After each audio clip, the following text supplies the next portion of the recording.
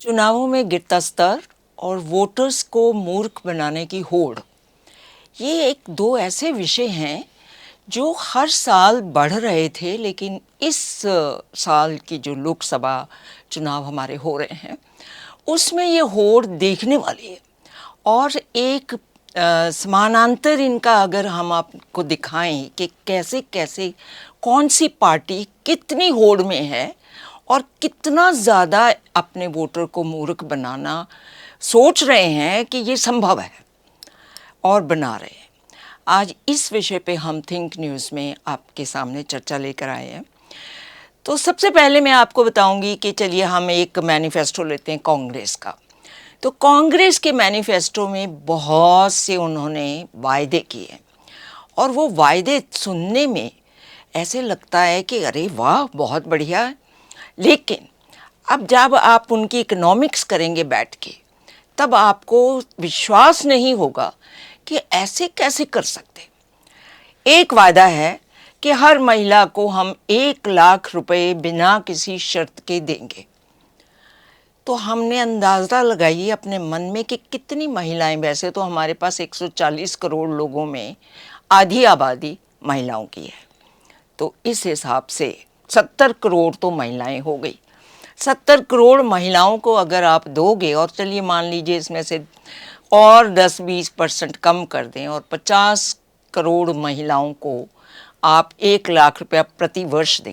अगर आप 50% महिलाओं को 1 लाख रुपया प्रति वर्ष देंगे तो आपको 50 लाख करोड़ चाहिए। 50 लाख करोड़।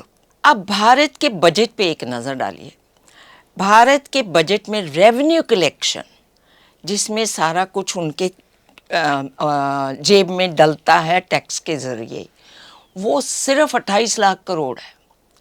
और उसके ऊपर अगर आप सारे फिस्कल डाल लें तो ये 37 लाख करोड़ है। इस बजट में से आप 50 लाख करोड़ महिलाओं को कहाँ से देंगे? ये सिर्फ एक वायदा है। ऐसे ही बहुत से वायदे हैं हर मैनिफेस्टो में, कांग्रेस के भी और जितनी पार्टियां हैं सबके हैं। आप हर वोटर को ये पता होना चाहिए कि आप ये सोचिए कि आपकी सरकार ये सब आपको देगी कहाँ से। ऐसे ही बहुत सी बातें हैं जो गिरते स्तर की तरफ संकेत करती हैं, उनकी बातचीत करेंगे। हमने निमंत्रित किया है हेमंत गोस्वामी को, जो कि एक सोशल एक्टिविस्ट है। धन्यवाद जी, थैंक यू वेरी मच जी। So do you agree with me कि मूर्ख बनाने की होड़ तो हमेशा थी, लेकिन ऐसा लगा कि इस बार थोड़ा आश्चर्यजनक स्तर है गिरने का भी और मूर्ख बनाने का भी। ऐसा है जी, ये हर साल हमेशा से रहा है, क्योंकि पॉलिटिकल पार्टीज़ को over a period of time, आज़ादी के बाद से 1952 के बाद से ये पता है कि मैनिफेस्टो कोई पढ़ेगा नहीं। पहले तो लोग ज़्यादा पढ़े लिखे होते भी नहीं थे और दूसरा लोगों की रुचि भी नहीं रहती मैनिफेस्टो में पढ़ने के लिए। तो जो आपने वादे किए माइक पे वो लोग सुन लेते हैं और पहले विश्वास भी करते थे, अब तो विश्वास भी नहीं करते कि ऐसा कुछ होने वाला है। तो इसलिए खुल के झूठ बोलो, खुल के वादे करो, उसमें कुछ इम्प्लीमेंट हो या ना हो उसकी कोई रेमिफिकेशन नहीं है। वैसे अगर आप किसी को झूठ बोलो या आप कोई एक फॉल्स प्रॉमिस करो या किसी को ठगने के लिए करो तो उसकी सज़ा होती है। इंडियन पिनल कोड में there is a punishment also. पर चुनाव के समय पे कुछ भी झूठ बोलो, ठगने के लिए उनका कोई किसी भ्रम में डाल के वोट लो तो उसकी कोई पनिशमेंट नहीं है। इनको पता है। अच्छा, शायद यही बात है। लेकिन मुझे ऐसा लगता है कि एक और नया तरीका चला है कि हर पार्टी अपनी एड्स बना रही है जी। और उन एड्स में इतना अच्छे थिएटर आर्टिस्ट को ले रहे हैं और उनको उनके मुंह से दिखा रहे हैं कि मेरे को 1 लाख मिल गया।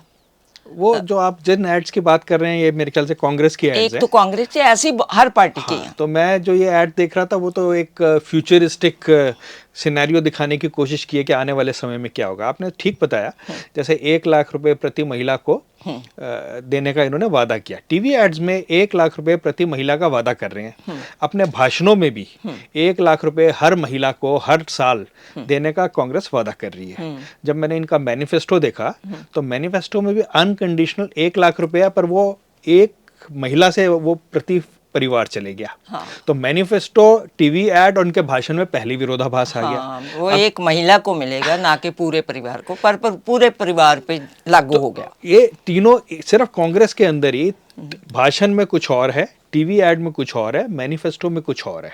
अच्छा, ये तो एक पार्टी का उदाहरण हुआ, और ऐसे आपके पास कोई और उदाहरण? अब ये जैसे हम जानते हैं, ये एक अलायंस बन के आया है, भारतीय जनता पार्टी एक तरफ है, दूसरी तरफ ये अलायंस आ गया जो काउंटर करना चाह रही है भारतीय जनता पार्टी को और चाह रही है कि हम गवर्नमेंट बना लें।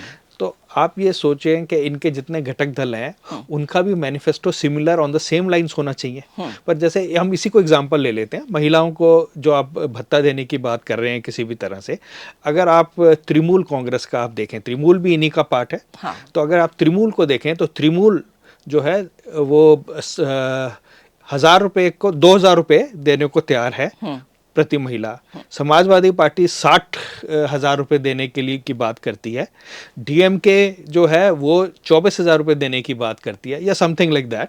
तो सबकी जो रकम जो है वो अलग अलग है, और सबके जो प्रॉमिस हैं एक ही चीज को लेके वो सबके अलग अलग हैं। 12,000 से लेके 1,00,000 रुपए तक की फिगर है। मान लीजिए ये सरकार बन जाती है और ये सारे घटक दल जो हैं वो इकट्ठे हो जाते हैं, तो कितने देंगे? 12,000 रुपए देंगे कि 1,00,000 रुपए देंगे? क्योंकि सबके प्रॉमिस अलग है। कांग्रेस तो 272 सीटों पे लड़ी नहीं रही, तो इसलिए अकेली तो कोई पार्टी बना नहीं सकती अपनी सरकार, तो सब मिलके बनाएंगे। तो कितने पैसे देने तो वाले? जो बात हम कह रहे हैं कि चुनाव का स्तर गिर रहा है, अब देखिए कि राज्य के अधिकार कुछ और होते हैं और केंद्र सरकार के अधिकार बिल्कुल अलग होते हैं। इसमें बजट की जो आपने बात की वो बहुत इंपॉर्टेंट बात है जिसको लोगों को समझना जरूरी है। आप ये दे भी सकते हैं कि नहीं दे सकते, वही आप कह वादा रही जो थी। कर रहे हैं। जी जी, मैं वही कह अगर रही हूँ। आपका 37 लाख करोड़ में आपका पूरा देश का चलना है। बजट सिमट जाता है, तो आप 70 लाख करोड़ की बात कैसे कर सकते हैं? अगर आप उसको आधा भी कर दें तो 35 लाख करोड़ की कैसे बात कर सकते हैं? डिफेंस कहाँ जाएगा, शिक्षा कहाँ जाएगी, आपका बाकी के जो प्रोविजनिंग है वो कहाँ जाएगी, देश कैसे चलाओगे, लोगों को तनख्वाहें कैसे दोगे?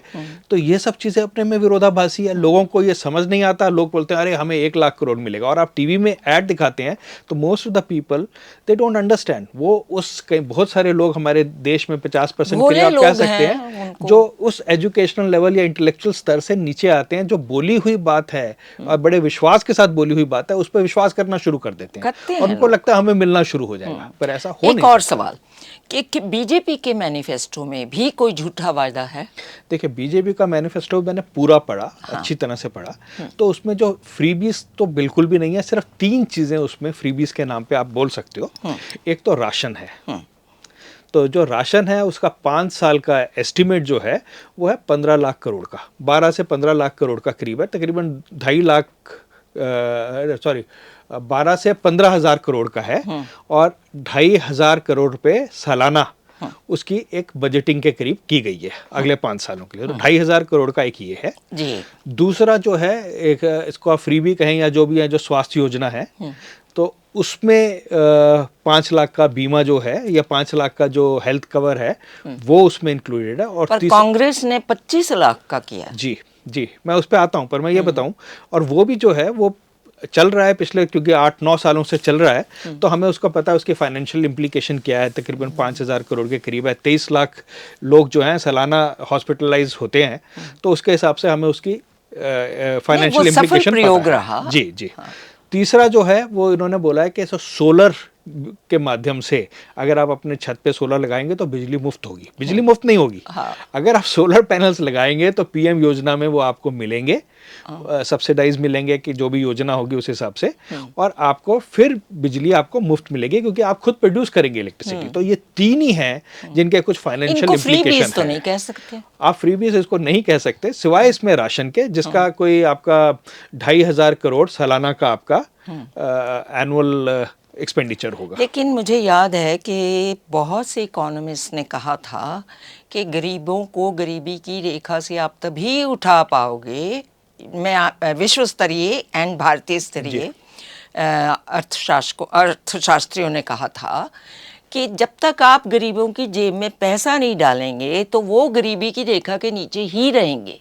तो उसके ज़रिए अगर देखा जाए तो ये जो भोजन दिया जा रहा है, ये इसको ये तो हमारी अपनी एक अर्थव्यवस्था को सही करने का एक तरीका है। रीटा जी, खाने की वजह से कोई भूखा इस देश में कोई मरना नहीं चाहिए। हाँ, जबकि ये हमारे तो, पास अन्न है। और इसमें मैं आपको बताऊं, जो ये अन्न योजना जो है, इसमें खाली बीजेपी नहीं है, जितनी भी पॉलिटिकल पार्टीज हैं, चाहे स्टेट में हो, चाहे सेंटर में हो, चाहे टीएमसी हो, चाहे डीएमके हो, सारे के सारे अपने इलेक्शन मैनिफेस्टो में राशन की बात कर रहे हैं और सबको राशन देने की बात कर रहे हैं। कोई 5 किलो की बात कर रहा है, कोई 7 किलो की बात कर रहा है, कोई गेहूं की जगह आटा देने की बात कर रहा है, पर सारे के सारे जितने भी कॉन्स्टिट्यूशन है पॉलिटिकल पार्टी, उसमें पॉलिटिकल पार्टी सभी ने किया है, और मुझे इसमें सभी पार्टीज ठीक लगती हैं। हाँ, उसमें क्योंकि हमें गरीबों को गरीबी की रेखा से निकालना ही है। कोई व्यक्ति ऐसा है जिसके पास खाने के लिए भी नहीं है और उसको देने में कोई हर्ज नहीं होना जब चाहिए। दे सकता है देश, ये 37 लाख करोड़ की उसमें है हमारे मैं पास। आपको एक और इसका डायमेंशन दे देता हूँ। खाली इसमें राशन फ्री में देने वाली बात नहीं है। आप आज किसान को एमएसपी देने की बात करते हैं, गवर्नमेंट परचेज की बात करते हैं, आप बताइए वो अन्न कहाँ जाएगा? आपके पास इतना तो भंडारण शक्ति है नहीं कि सारे का सारा अपने स्टोर हाउस में या एफसीआई के गोदामों में रखना शुरू कर देंगे। You have to distribute it also. So ये जो पूरा है एक तरह से डिस्ट्रीब्यूशन नेटवर्क है। एक तरफ से गवर्नमेंट की वेलफेयर स्कीम हो गई लोगों के लिए, दूसरी तरफ जो आप एमएसपी पे या बाकी जो आप किसानों से परचेज कर रहे हो उसके लिए भी एक सपोर्ट मैकेनिज्म हो गया, क्योंकि हमारी अनाज की प्रोडक्शन बड़ी है, हमारी दाल दलहन भी बड़ा है, सब चीजें बड़ी हैं, तो हमें वो डिस्ट्रीब्यूट भी तो करना। अगर गवर्नमेंट परचेज कर रही है, वो सबका सारा कुछ होल्ड नहीं कर सकती या स्टोर नहीं कर सकती, तो it is serving twin purpose. जी, तो जो गिरते हुए स्तर की हम बात कर रहे हैं वो ये है यहाँ कि जब आपके देश का, पूरे समस्त भारत का बजट 25 लाख करोड़ से 37 लाख करोड़ के बीच है, तो आप 70 लाख करोड़ का एक वायदा, इसमें कितने ही और वायदे हैं जिनकी कीमत है। तो इसका जाहिर है कि आप अपने वोटर को बेइंतहा मूर्ख बनाने की कोशिश कर रहे हैं। अब एक और गिरते हुए स्तर की बात जो मैं इसमें आपको वादों में और बताऊं वादे कैसे। यहीं पर वादा है 30 लाख नौकरी देने का एक साल में, और 14 लाख आंगनवाड़ी को देने का। ठीक है, ये कितनी हो गई? 44 लाख, 44 लाख नौकरी आप देंगे, जिसकी फाइनेंशियल इम्प्लीकेशन कोई 4 लाख 5 लाख करोड़ के करीब वो उसकी फाइनेंशियल इम्प्लीकेशन आएगी कंबाइंड। फिर आप इंश्योरेंस की जो बात कर रहे हैं, आप स्वास्थ्य के 25 लाख आप उसको इनहांस करने की बात कर रहे हैं। 5 से 25 लाख 25 लाख इंश्योरेंस बैक्ड, मतलब वो इंश्योरेंस कंपनी उसको बैक करेगी। 25 लाख की इंश्योरेंस हर किसी के पास होगी। तो 25 लाख के इंश्योरेंस का जो आज की डेट में प्रीमियम है वो तकरीबन 50,000 के करीब आता है। 45 से 50,000 के बीच में प्रीमियम आता है। तो अगर आप इसको प्रीमियम बेस्ड इंश्योरेंस करने वाले हैं हेल्थ केयर के लिए, तो आप देखिए इसका क्या बजट होगा। 40 लाख करोड़ ये और हो जाएगा, 30-40 लाख, 100 करोड़ मिनिमम। हाँ, 30-40, अगर आप 100 करोड़ लोगों को आप ये एक इंश्योरेंस पैकेज दे रहे हैं, तो इंश्योरेंस कंपनियां कमाएंगी और आप उनको प्रीमियम देंगे। तो आप हेल्थ केयर सिस्टम इंप्रूव करने की बात क्यों नहीं करते? कैसे, जब बजट में, भारत के बजट में पैसे ही नहीं बचेंगे, आप तो आप कहां से देंगे? सिर्फ ये तो यहाँ से तो यही तो प्रूव कर रहे हैं हम। अच्छा, इसमें भी विरोधाभास, इतने झूठे वायदे हैं, इसमें भी विरोधाभास है। एक पार्टी बोल रही है कि हम 25 लाख देंगे, दूसरी पार्टी बोलती है हम 10 लाख देंगे, उनके जो इलेक्शन मैनिफेस्टो है। तीसरी पार्टी बोल रही है हम 5 लाख अपनी स्कीम में देंगे। एक पार्टी बोलती है हम 7 लाख देंगे। तो आप कम से कम पहले चुनाव का घोषणा पत्र निकालने से पहले आपस में तो डिसाइड कर लेते हैं कि 5 लाख देंगे कि 25 लाख देंगे। आपने इतना बड़ा गठबंधन बनाया, आप 8, 10, 12 पार्टीज बैठी हुई हैं, तो कम से कम आपस में तो नोट्स तो एक्सचेंज कर लीजिए, हमने क्या लिखना है। जाहिर है कि वो तो दिख रहा है कि आपस में इनकी नहीं बन पा रही। चलिए, ये एक राजनीतिक विषय है कि ये कितने जुड़े कितने नहीं जुड़े। राजनीतिक विषय के अलावा ये एक सामाजिक न्याय का विषय है। सामाजिक न्याय का विषय कैसे? अब जैसे कांग्रेस बोल रही है जो आंगनवाड़ी वर्कर्स हैं, आशा वर्कर्स हैं, आपको पता है लास्ट माइल सॉल्यूशन जितना भी हेल्थ केयर का, वैक्सीन हो, जच्चा बच्चा की केयर का हो, ये सारे का सारा जो आशा वर्कर्स आंगनवाड़ी वर्कर्स ये करती हैं। उनकी आज की डेट में जो सैलरी है, आपको जान के हैरानगी होगी, वो 2,500 से 8,000 के बीच में है। जी जी, ठीक है। काफी बार उन्होंने 3,500-4,000 के करीब उनको आज भी इतने ही मिलते हैं मोस्ट ऑफ द प्लेसेस। तो ये उसको कांग्रेस को डबल करने की बात कर रही है। तो अगर आपने डबल कर दिया, उसको 6,000 कर दिया, 7,000 कर दिया, मान लीजिए 8,000 भी कर दिया, तो जो काम कर रहा है उसको आप देंगे 80 या 90 हजार, और जो काम नहीं कर रहा उसको आप देंगे 1 लाख रुपया। ये कैसा सामाजिक न्याय होगा? हाँ, सामाजिक न्याय की भी बात है जो शायद नहीं सोची गई। मैं ये कहूँगी कि पैसे बजट में हैं ही, आपके पर्स में पैसे 37 रुपए हैं, 25 रुपए आपके घर का बजट है, इसमें से आप 70 लाख, 30 लाख, 44 लाख कैसे वायदा कर सकते हैं? पर कर रहे हैं। और मैनिफेस्टो अधिकतर लोग नहीं पढ़ते हैं, तो उनको इस बात का ज्ञान नहीं होता कि जो कहा गया है उसके अर्थ क्या होंगे। अब एक और विषय मैं आपसे उठाना चाहती हूँ कि गिरते हुए स्तर की बात करें। केंद्र के अधिकार कुछ और हैं, स्टेट्स के अधिकार कुछ और हैं। केंद्र के कानून जो हैं वो सारे भारत पे लागू होते हैं, राज्य के कानून सिर्फ राज्य पे लागू होते हैं। बिल्कुल सही है। अब अगर का को कानूनी दर्जा दिया जा चुका है तो ममता बनर्जी बार बार बड़ी ही तेजी से चलते हुए स्टेज पे बोलती हैं कि मैं वेस्ट बंगाल में आने ही नहीं दूंगी, हम को आने ही नहीं देंगे। ये एक तरफ तो झूठ है, एक तरफ वो अपने ही वोटर्स को मूर्ख बना रही हैं कि आपने तो लागू करना ही नहीं है, ये तो लागू केंद्र ने करना और लागू हो चुका। तो ये इसका क्या, कैसे वोटर को कैसे समझ आएगा? टीएमसी का जो कॉन्स्टिट्यूशन है, टीएमसी का जो मैनिफेस्टो है, टीएमसी के मैनिफेस्टो में उन्होंने डबल वादे किए हैं, एक बंगाल के लिए अलग किए हैं, देश के लिए अलग किए हैं। तो जो देश के लिए वादे किए उसमें सीए की बात कर रहे हैं, उसमें बीएसएफ की बात कर रहे हैं, उसमें बाकी जो बहुत सारी चीज़ें तो हमारे देश से संबंधित है, जो अच्छी चीज़ें हुई, न्यू एजुकेशन पॉलिसी की बात कर रहे हैं, वो सब बात कर रहे हैं ये लोग अपना देश के लिए जो मैनिफेस्टो है, उस मैनिफेस्टो के जो 2 सेक्शन हैं। तो सीए आप ठीक बोल रहे हैं, स्टेट गवर्नमेंट उसका कुछ नहीं कर सकती। सेंट्रल जो हमारा पॉपुलेशन रजिस्ट्री है उसके साथ कोई छेड़खानी नहीं कर सकती, और किसी भी तरह बीएसएफ एक्ट जो है उसके साथ छेड़खानी नहीं कर सकते। पर इन सब न्यू एजुकेशन पॉलिसी के साथ छेड़खानी नहीं कर सकते। पर ना केवल TMC, DMK, even Samajwadi Party, इन सब के मैनिफेस्टो में लिखा हुआ है कि हम सीएए को पूरी तरह से नकारेंगे, हम न्यू एजुकेशन पॉलिसी को हम नहीं मानेंगे और उसको रिवर्स करेंगे। ये कांग्रेस के मैनिफेस्टो में भी है कि न्यू एजुकेशन पॉलिसी जो काम आगे बढ़ गया उसको हम वापस करेंगे, और बीएसएफ एक्ट में अमेंडमेंट करेंगे, बीएसएफ को कोई राइट नहीं देंगे। अब आपको पता है पूरे का पूरा बांग्लादेशी इन्फिल्ट्रेशन हो रहा है, वेस्ट बंगाल के चारों तरफ से लोग आ रहे हैं, म्यांमार से आ रहे हैं, तो उन्होंने बीएसएफ एक्ट की बात की है, उसमें चेंजेस करने की बात कर रहे हैं। वो कर नहीं सकते। पर ये सारी चीजें देश विरोधी भी हैं। आप अपने देश के बॉर्डर को कैसे खोल सकते हैं, और वो भी अपने मैनिफेस्टो में प्रॉमिस कर रहे हैं आप। जी ये तो इसके ऊपर कोई ऐसा कानून नहीं होता कि जहां केंद्र सरकार चाहे कोई चीफ मिनिस्टर हो उन पे इस पे कोई कानून लागू नहीं कर सकते। देखिए कॉन्स्टिट्यूशन में जो 7th शेड्यूल है, आर्टिकल 246 के तहत जो आता है, उस 7th शेड्यूल में 3 हिस्सों में बटा हुआ है वो 7th शेड्यूल। जी। उसमें एक जो केंद्र सरकार के के अधीन कानून आते हैं, जो विषय केंद्र सरकार ही जिनके साथ उस पर कानून बना सकती है। दूसरा आ गया जो खाली राज्य सरकार बना सकती है, और तीसरा आ गया कंकरेंट लिस्ट जिसमें केंद्र और राज्य दोनों बना सकते हैं। तो जो खाली केंद्र कानून बना सकती है उसमें इंडिया का डिफेंस, इंडिया की बॉर्डर सिक्योरिटी फोर्सेस और बाहर की नागरिकता, इन सब चीजों के बारे में कोई देश अपनी सुरक्षा खुद करेगा, उसमें किसी स्टेट की भूमिका उसमें बहुत कम रहेगी। तो बॉर्डर पे जो लोग हमारी बीएसएफ है वो तो आती ही डिफेंस मिनिस्ट्री के तहत है, तो इसलिए उनको वहां से ये कहना कि हम ये चेंज ही कर देंगे, तो कानून उस पे है।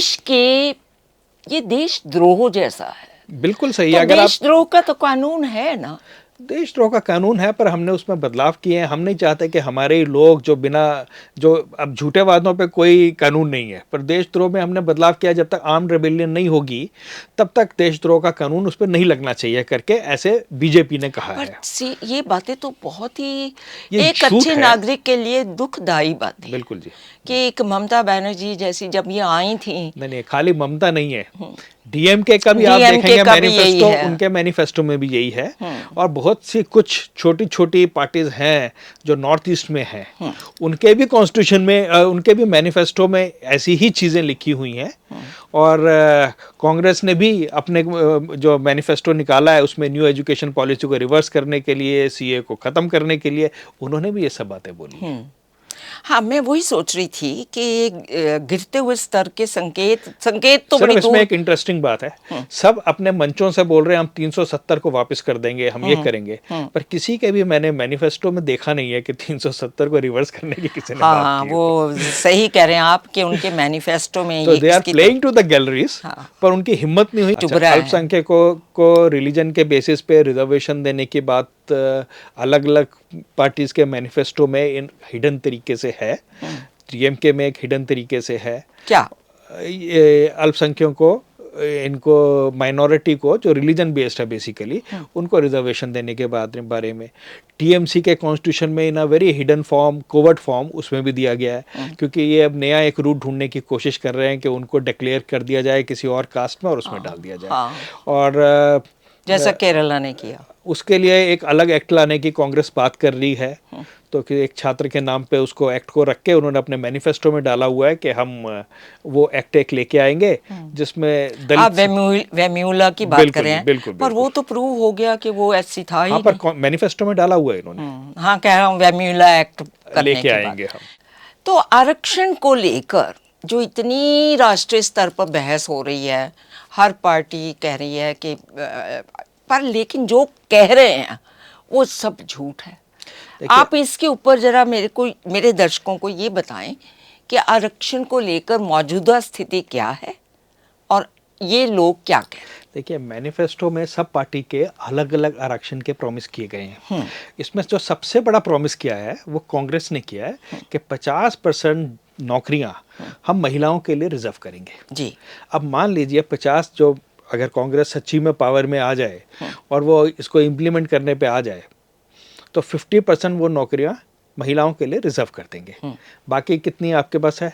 आपके पास 27% SC ST की मिला के, OBC की मिला के, बाकी इकोनॉमिकल वीकर सेक्शन की मिला के, कई राज्यों में 50% तक कोटा पहुंचा हुआ है और 50 से ऊपर भी है कई स्टेट्स में जी। तो ऑलरेडी 50% तो वो रिजर्वेशन हो गई जी। 50% महिलाओं के लिए हो गई, बाकी लोगों के लिए क्या बचेगा? तो ये ऐसे प्रॉमिस भी इन्होंने किए हुए हैं कि 100% रिजर्वेशन एक तरह से अनाउंस कर रहे हैं, 50% फीमेल्स के लिए, 50% बाकी सब के लिए। तो ये तो एकदम लॉजिकल नहीं है। नहीं, लॉजिक अगर तो आप टीएमसी की बात करें, अब इन्हीं के घटक दलों की बात करता हूँ, टीएमसी, डीएमके, बाकी जो पार्टीज है, तो उसमें कोई 33% की रिजर्वेशन की बात कर रहा है, कोई 33% की रिजर्वेशन की बात कर रहा है लेजिस्लेटिव असेंबलीज और बाकी सब में, कोई हर नौकरी, हर जॉब में कर रहा है। समाजवादी पार्टी कह रही है हम एजुकेशन सेक्टर में 33% लागू करेंगे और इन सर्टन सेक्टर्स में हम लागू करेंगे। तो सब में आपस में ये जो प्रोमिसेस हैं ये भी विरोधाभासी हैं। पर रिजर्वेशन को ही लेके आप देखेंगे कि रिजर्व आदिवासी को रिजर्वेशन की बात कुछ कॉन्स्टिट्यूशन कर रहे हैं, एडिशनल रिजर्वेशन की बात कुछ एक पर्टिकुलर कम्युनिटी को लेके कर रहे हैं, कोई मराठा को लेके, कोई जाट को लेके, कोई किसी, आपको पता ही है जो सब चल रहा है, नौटंकी जो चल रही है रिजर्वेशन के नाम पे। आप कई बार कैलकुलेट करेंगे तो वो तो 100% से ऊपर जाता है, तो 110, 120 से 140% भी जाती है रिजर्वेशन सारी ऐड कर देंगे तो लोग सोचते नहीं है, वो सोचते हैं कि हमें मिल जाएगा रिजर्वेशन, हमें नौकरी मिल जाएगा। आज तक तो मिला नहीं किसी को ऐसे नौकरी ऑनेस्टली जाने से कि भाई हमें रिजर्वेशन तो मिल जाएगा। आपको पता है उसके लिए आज भी लोगों को स्ट्रगल करना पड़ता है, और क्रीम जो है नौकरियों का वो वही ले रहे हैं जो ऑलरेडी संपन्न है, जिनकी इनकम ऑलरेडी उस लेवल पे है कि वो सब कुछ अफोर्ड कर सकते हैं, वो आगे पैसे भी दे सकते हैं, बच्चों को अच्छी एजुकेशन भी दे सकते हैं, तो इसका सबका बेनिफिट तो वो ले रहे हैं। तो इसलिए ये आप सब बात झूठे ठीक कह रहे प्रॉमिस हैं। और ये जो इस तरह के शब्दों का इस्तेमाल कर रहे हैं सभी घटक दल, कांग्रेस में राहुल गांधी कर रहे हैं, उधर वो अखिलेश यादव कर रहे हैं, उधर ममता बनर्जी कर रहे हैं, मतलब कि हमारी सरकार ये शब्द यूज हो रहे हैं। मैं बीजेपी की बात इसमें कम इसलिए कर रहा हूँ क्योंकि बीजेपी के मैनिफेस्टो में कोई भी ऐसा प्रॉमिस नहीं है। अच्छा। ऐसा प्रॉमिस नहीं है जो प्रैक्टिकल ना हो और जो एग्जीक्यूट ना किया जा सके। आपको मैंने अलग से, हमने आज सुबह देखा था सारे कॉन्स्टिट्यूशन, सारे मैनिफेस्टो इनके, तो उसमें एक भी ऐसा प्रॉमिस नहीं है जो आप बोलें जो प्रैक्टिकल नहीं है या जिसका ऑलरेडी पिछले 10 साल में कोई बैकग्राउंड ना हो। जी। और ये कि जो भी वायदे उन्होंने करे हैं वो हमारे 25 से 37 लाख के बीच में है, या फिर बाय जनरेटिंग कुछ ऐसे जैसे अनाज वाला मैंने बोला 2,500 करोड़ का है, वो 2,500 करोड़ का है। बाकी आप इसका देखेंगे हेल्थ का, वो तकरीबन 3,000 करोड़ के करीब का होगा। और वो सफल हो चुका है। जी जी 5 लाख तो का 1 जो लाख है करोड़ वो भी नहीं सफल हो चुका है। मैंने आपको बताया है कि सबके जो मैनिफेस्टो है, इलेक्शन मैनिफेस्टो, वो आपस में विरोधाभासी हैं। आम आदमी पार्टी ने तो अपना मैनिफेस्टो नहीं रिलीज किया, हाँ, उन्होंने तो अभी तक अवेलेबल ही किया नहीं नहीं है। तो बाकी सब ने जो है, सबने एक ही तरह के अगर प्रॉमिस भी किए हैं तो सबके अलग अलग प्रॉमिस हैं, कोई मेल नहीं खाता। 1:5 के रेशो में उन्होंने अलग अलग प्रॉमिस किए हुए हैं। कोई 1,01,000 दे रहा है तो इसके कोई अर्थ क्या 6,000 हुए? दे रहा है। इसके अर्थ क्या हुए? इसका अर्थ ये हुआ कि आपका चुनाव से पहले ही एक मत नहीं है आप किसी भी चीज पे। अगर मान लीजिए डेमोक्रेसी में कोई ऐसी उथल पुथल हो जाए और ऐसा एक खिचड़ी दल आ जाए, तो आपका जब पहले ही एक मत नहीं है तो बाद में कैसे बनने वाला है? अभी तो ना प्राइम मिनिस्टर पता, ना कुछ और। एनी हाउ, वो एक अलग पॉलिटिकल आप एक उदाहरण देके वोटर को समझाएं कि मैं एक स्टेप आगे जा रहा हूँ इसमें। मैं खाली इलेक्शन मैनिफेस्टो की बात नहीं करते। जब एक पॉलिटिकल पार्टी बनती है तो पॉलिटिकल पार्टी एक कॉन्स्टिट्यूशन बनाती है, इलेक्शन कमीशन को देती है। तो जितनी भी ये पॉलिटिकल पार्टीज आपस में इस समय इलेक्शन कंटेस्ट कर रही हैं या एक अलायंस बनाया है अलग अलग पार्टीज ने, तो सबका कॉन्स्टिट्यूशन है। अगर कोई भी व्यक्ति जाए चाहे तो इलेक्शन कमीशन की वेबसाइट पे जाके उसको डाउनलोड भी करके पढ़ सकता है या पार्टी की वेबसाइट से भी पढ़ सकता है। तो आप सिर्फ इनका पार्टी का कॉन्स्टिट्यूशन देख लीजिए, कौन सी पार्टी का क्या ऑब्जेक्टिव है। मोस्ट ऑफ द पार्टीज जो इस समय एग्जिस्टेंस में है, उनके कॉन्स्टिट्यूशन में जनरल चीज़ें हैं जो हमारे चैप्टर 3 ऑफ कॉन्स्टिट्यूशन में लिखा है, इक्वालिटी, सोशल इक्वालिटी, और सबको उनका हक मिलेगा, किसी का भेदभाव नहीं होगा। तो सबके साथ सबके कॉन्स्टिट्यूशन में ऑलमोस्ट वही लिखा हुआ है। सिर्फ एक पॉलिटिकल पार्टी है जो हमने एक बार पहले भी चर्चा की थी, भारतीय जनता पार्टी, जिसने क्लियर फिलॉसफी डिफाइन की हुई है कि हमें क्या फिलॉसफी गाइड करेगी, जहां महात्मा गांधी की फिलॉसफी को भी फॉलो करने की बात की जा रही है। इसके अलावा किसी और पॉलिटिकल पार्टी ने क्लियर कट फिलॉसफी भी अपने कॉन्स्टिट्यूशन में नहीं रखी। कांग्रेस के कॉन्स्टिट्यूशन की अब बात करता हूँ स्पेशल, बहुत अच्छी विरोधाभासी बात है। हाँ। कांग्रेस का कॉन्स्टिट्यूशन जो आप इलेक्शन कमीशन से जब डाउनलोड करेंगे तो उनका एक क्लॉज आर्टिकल 5 है। 5 का जो दर्शक देख रहे हैं वो ध्यान करके इसको चेक कर सकते हैं। आर्टिकल 5 का सब क्लॉज कैपिटल बी, उसका सब क्लॉज सी, उसके अंदर कॉन्स्टिट्यूशन, उस अपने कॉन्स्टिट्यूशन में नेसेसरी और compulsory condition of becoming a Congress member is कि you should not consume alcoholic drinks. ठीक है।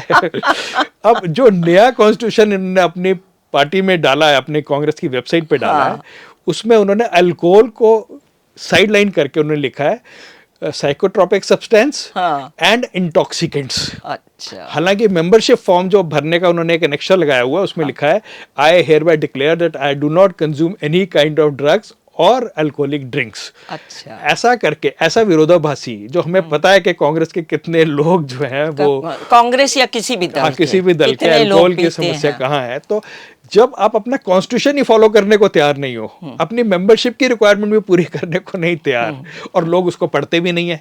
नहीं, किसी के पास कोई भी वोटर कम ही होंगे इन एकेडमिक वर्ल्ड को छोड़ के कि जिन्होंने कभी किसी पार्टी का कॉन्स्टिट्यूशन पढ़ा हो। पर मतलब आप विरोधाभासी बातें जब अपने संविधान में लिख रहे हैं तो आपसे क्या उम्मीद की जाए। लेकिन दूसरी तरफ ये है कि मेरा एक सवाल आपसे है कि बीजेपी से एक कांग्रेस के लोग और बहुत से अदर लोग जो बाकी घटक दल हैं और जनता में भी बहुत से लोग हैं, डर किस बात का? देखिए, एक तो सक्सेसफुल हो गई है सरकार, और पहली बार ऐसा हो रहा है, जो मैं इलेक्शन का माहौल देख रहा हूँ, पहली बार ऐसा हो रहा है कि लोग प्रो इनकम्बेंसी के लिए वोट दे रहे हैं। एंटी इनकम्बेंसी के लिए वोट होता रहा है इस सरकार में, इस देश में। लोग काम से खुश होने की वजह से वोट डाल रहे हैं, और लोग जो हैं वो they are thinking about development, foreign policy, they are talking about these thing जो उन्होंने देखा है, जो डेली बेसिस पे देख रहे हैं। तो ये चीज़ एक बाकी पार्टीज के लिए खतरे की बात है, क्योंकि उनके पास तो पॉजिटिव एजेंडा है नहीं। आप जितनी भी बाकी पार्टीज का मैनिफेस्टो देखेंगे, उस पार्टी में कम से कम 25% स्पेस वो डिवोटेड हो बीजेपी को। वो बीजेपी के बारे में उसको क्रिटिसाइज, अपने मैनिफेस्टो में बीजेपी के बारे में और उसको क्रिटिसाइज करने में उन्होंने वो सारी एनर्जी लगाई हुई है। तो it is a negative manifesto, और बीजेपी का मैनिफेस्टो देखेंगे तो इट्स अ पॉजिटिव मैनिफेस्टो। तो लोग इस बार पॉजिटिविटी को वोट कर रहे हैं। So that is something which has taken the political parties. BJP से क्या डर है? मुझे नहीं लगता कि कोई ऐसा कोई डर है या कुछ और ऐसा है। नहीं, मुस्लिम्स तो ओपनली कह रहे हैं, और बहुत सी और माइनॉरिटीज हैं जैसे क्रिश्चियंस हैं, डिफरेंसेस सिख्स हैं, ये दे ओपनली से दे डिफरेंसेस दे इसलिए don't create like BJP. Religion की जो पॉलिटिक्स है वो इसलिए क्रिएट की जाती है कि आपको इन ब्लॉक वोट्स मिल जाएं। तो बहुत सालों तक अलग अलग पॉलिटिकल पार्टीज ने माइनॉरिटीज को डर दिखा के या प्रलोभन दे के अपने साथ जोड़ा हुआ है। तो बीजेपी के पास इसलिए नहीं, वो अपने वोट बैंक को नहीं जाना देना चाहते क्योंकि उनका अगर ये वोट बैंक भी माइनॉरिटीज का चले गया तो व्हाट विल दे डू। मैं जानना चाहती हूँ कि माइनॉरिटीज के मन में बीजेपी को लेकर भय क्यों है? क्योंकि आज तक भारत में आप पनप रहे हैं, आपको कभी कुछ, कहाँ पाकिस्तान में सिखों और हिंदुओं की जो आबादी थी वो थी 24%, आज उन दोनों की आबादी 1% से कम है। तो वहाँ सिख भी मरे हैं, हिंदू भी मरे हैं, चाहे उनकी बेटियां ले गए, चाहे कहीं मर्डर हुए, चाहे कहीं धर्म परिवर्तन बिल्कुल हुए। सही, बिल्कुल सही। तो सिखों को वहाँ पे वही फेस करना पड़ा जो हिंदुओं को करना पड़ा। सिमिलरली बाकी की कंट्रीज में ले लें आप, मुसलमानों को किसी भी अरब देश में कहीं भी उनको सिटीजनशिप बिल्कुल नहीं मिलती, एक को भी नहीं मिलती। सही बात है। तो मिलती कहाँ है? आपका भारत। फिर भारत से क्यों डरना? भारत में या तो बीजेपी की कोई पॉलिसीज ऐसी बनी हो जो मुसलमानों के खिलाफ हो, या सिखों के खिलाफ हो, या क्रिश्चियंस के खिलाफ हो। ये भय मेरी समझ से बाहर है। देखिए पिछले 70 सालों से बीजेपी का, उससे पहले जनसंघ, तो सब इतिहास रहा है, आरएसएस का इतिहास रहा है कि कभी भी किसी भी माइनॉरिटी के अगेंस्ट ना जनसंघ ने, ना बीजेपी ने, ना आरएसएस ने कोई काम किया है। ये अच्छी तरह से एस्टैब्लिश्ड है, इसमें किसी के मन में पर आरएसएस के प्रति भी उतनी ही नफरत है। मैं उसी बात पे आ रहा हूँ। ये अच्छी तरह से एस्टैब्लिश्ड है, इसमें कोई मतलब कोई एक एविडेंस भी नहीं दे सकता। हाँ। तो क्या कहीं पर कोई दंगे, और ये भी एक ऑन रिकॉर्ड है कि जहां पर भी बीजेपी या जनसंघ की जब जब सरकार आई है तो दंगे, कम्युनल रॉयट जो हैं वो कम हुए, और जब जब इवन कॉमरेड्स या कांग्रेस या बाकी दलों की जब सरकारें आई हैं तो कम्युनल राइट्स बढ़े हैं। तो ये एक इतिहास है। पर वही मैं जो आपको पहले बात बोल रहा था, लोग उसको देखते नहीं हैं, डाटा को एनालाइज नहीं करते और सोचते नहीं हैं। जहाँ तक बात रही कि माइनॉरिटीज़ के मन में ऐसा क्यों आता है, आप देखिए पिछले 30 सालों में एक चीज़ पूरी दुनिया में हुई है। पूरे 30 साल हो गए अब याहू को पहली बार आए हुए, और तब से लेके अब तक, मतलब इंटरनेट की रेवोल्यूशन को आज 30 साल हो गए। 30 साल में आप इंटरनेट का प्रयोग कर पाए, 20 साल हो गए यूट्यूब को या वीडियो चैनल्स को आए हुए, तो 20 साल में आप प्रोपेगेंडा करने के आपको नए नए साधन मिल गए। तो अब आप सच बोलो, झूठ बोलो, दुनिया भर के वीडियो रिलीज करो, दुनिया भर का आप ब्लॉग डालो, कोई भी न्यूज़पेपर ऑनलाइन क्रिएट करके कुछ भी बोलना शुरू करो जिसको आप रेफरेंस आइटम बना के फिर कहीं और पेश कर सको। और दूसरा मैं आपसे पूछना था एक सवाल कि एआई ने तहलका मचा रखा है, तो इसके ऊपर चुनावों में स्तर गिराने में क्या भूमिका? देखिए आर्टिफिशियल, पहले तो क्या खाली रिटन वर्ड्स होते थे, ब्लॉग्स वगैरह होते थे जिसमें आप झूठ बोलते थे, या कुछ ऐसे नकली अखबार जो है इंटरनेट पे उनकी वेबसाइट खुल जाती थी। अब एक नया तरह का ट्रेंड आया है जिसमें ऑडियो और विजुअल कंपोनेंट होते हैं। जैसे हमने बचपन में सुना है कि जब तक आंखों देखी कानों सुनी ना हो तो विश्वास नहीं करना चाहिए। अब तो आंखों देखी और कानों सुनी भी झूठ होती है। इस बात को हर किसी को ध्यान में रखना चाहिए। आर्टिफिशियल इंटेलिजेंस का एक जो मिसयूज या अब्यूज़ है वो ये है कि इसमें आप किसी की भी आवाज़ डाल सकते हैं। बहुत सारे सॉफ्टवेयर हैं, सैकड़ों सॉफ्टवेयर हैं जिसमें आपकी आवाज़ के 2-3 घंटे के सैंपल डाल दूं तो आपकी आवाज़ से मैं कुछ भी बुलवा सकता। इसी तरह किसी के भी चेहरे पे मैं दूसरे का चेहरा मास्क कर सकता। पर इस समय वोटर्स को इनके प्रति भी सचेत रहना और सावधान रहना बहुत ज़्यादा ज़रूरी है। इससे हमारे जो चुनाव का स्तर है वो और गिरने की संभावना है। इसलिए इसका कोई एक पक्का समाधान समय के साथ निकालने की ज़रूरत है। चलिए, मैं अपने वोटर दर्शकों से ये कहूँगी कि आप संभव हो तो ज़रूर मैनिफेस्टोज को पढ़ें। तो जो भी कोई वादा आपको कोई पार्टी कर रही है, चाहे बीजेपी, चाहे कांग्रेस, चाहे कोई और पार्टी, तो जान लीजिए कि उसमें कितना झूठ है, और अपना वोट आप सोच समझ कर दें